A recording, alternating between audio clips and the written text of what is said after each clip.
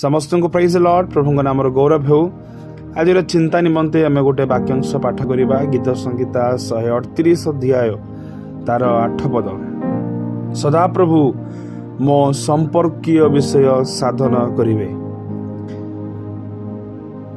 आज ये वाक्यांश मु पढ़ा समय प्रभुंकर आत्मा आपण मान सहित कहवा निमंते मते जो भार जो भोज जो आत्मिक संदेश प्रभु मते देइछन्ति ताहा या आपणकर संपर्क विषय प्रभु जानती। पिला मानकर भविष्य ता आपणकर संपर्क विषय अटे। से माने कोठी पाठ पढ़िबे, कोठी से माने चाकरी करिवे, से मानकर भविष्य से मानकर जीवन केमिति से माने तोलिबे ता सब आपणकर संपर्क विषय अटे।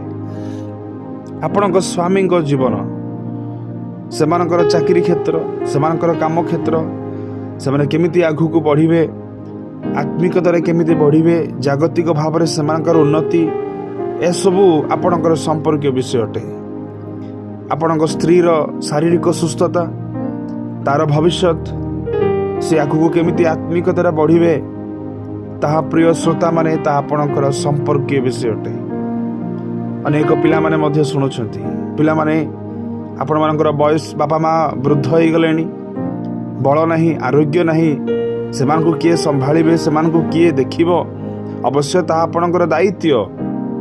किंतु बेले बेले आमे माने से सब विषय भांगी पड़ू।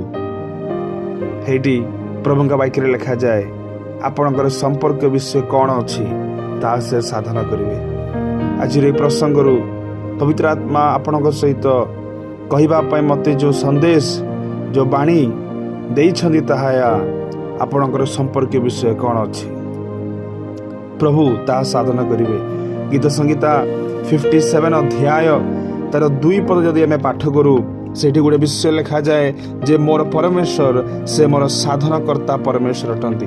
गीत संहिता 57 तार 2 पदरे मु सर्वपरिस्थ परमेश्वर निकटरे मो पक्षरे सर्वसाधनकर्ता परमेश्वर निकटरे डाक पकाइबी।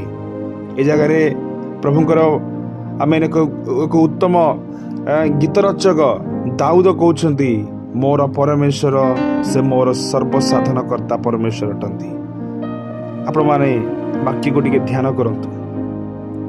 आपणक जीवन रो समस्या कौन, को विषय आपण समाधान पाई पारु नाहंती, को विषय आपण माने कंप्लीट करि पारु नाहंती, आपणकर संपर्क विषय प्रभु हस्त समर्पण करंतु, से ताहा साधना करिवे। प्रभु समस्त को आशीर्वाद करंतु।